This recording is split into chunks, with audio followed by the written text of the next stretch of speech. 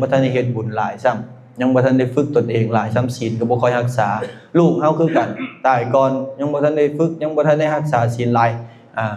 อาจารย์แม่เฮาคือกันตายก่อนยังบ่ได้ทันฝึกหลายยังบ่ได้ทันรักษาศีลหลายบัดนี้เฮาสิเฮ็ดเฮาสิรักษาศีลเฮาสิเฮ็ดให้หลายกว่าแม่เฮาสิเฮ็ดให้หลายกว่าพ่อเฮาสิเฮ็ดให้หลายกว่าลูกเฮาเพื่อมื้อใดมื้อนึงเฮาตายไปเฮาจังบ่เป็นห่วงเฮาจังมีที่จังที่เพิ่งคิดจังซั่นให้คิดบวกจังซั่นแล้วก็ประพฤติปฏิบัติอยู่จังซั่นเฮ็ดอยู่จังซั่นแน่นอนว่าเฮาตายโดยที่บ่สิ้นเป้าไม่ออกปองเฮาจะมีทรัพย์ที่ว่าเป็นเสบียงในการเดินทางในวัฏสงสารนี่เราจะบ่ทุกข์จะบ่ภาวะพะวงบ่กังวล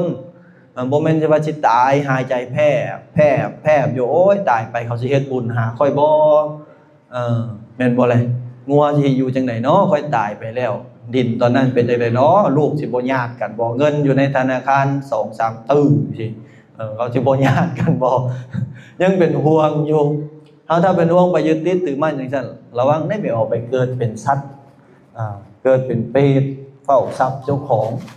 บุญที่กระทำมาแล้วสร้างแล้วจ้อยบ่มีผลซ้ำพอจิตเวลาสุดท้ายนี่สำคัญแต่เมื่อใดเฮามีสัจจะมีจาคะตัวนี้แล้วเฮาจะตายอย่างแซ่บๆไม่ออกเคยได้ยินบ่เพิ่นเว้านะอยู่ยังมีความสุขตายกันแบบแซ่บๆนัวๆหลดยิ้มแย้มเอิบอิ่มเพราะการตายก็คือการรับแล้วตื่นซื่อๆได้แต่ว่าตื่นจากอัตภาพนี้ไปเป็นอัตภาพนั่นคือเฮานอนน่ะเฮาตายน้อยตื่นมายังเป็นคือเก่าห่างคือเก่าแต่ว่าการตายก็คือรับแล้วตื่นแต่ว่าตื่นจากอัตภาพเก่านี่น่ะไปเป็นตัวอื่นเพราะว่าตายแล้วมันจะเกิดเลยเด้ถ้าจิตไปคล้องอยู่กับความชั่วเป็นอกุศลก็ไปสู่อบายภูมินะแต่ถ้าจิตมันไปคล้องอยู่กับหยังที่ว่าเป็นบุญเป็นกุศลก็แน่นอนยังต่ำกับสวรรค์แหละไม่ออกปองเฮาสูงขึ้นไปกับพรหมหรือภพกลางๆก็คือมนุษย์คือเก่าแล้วถ้าจิตเวลาสุดท้ายสำคัญพระภูมิพระภาคเจ้าเพิ่นจังว่าเฮาประพฤติปฏิบัติได้4ข้อนี้ทำ4ข้อสำหรับฆราวาสนี่จะเป็นฆราวาสชั้นเลิศได้เป็นผู้ที่เลิศได้ไม่ออกปองเฮาแค่จังได๋จึงปฏิบัติได้อย่างเดียวคือให้มีสติ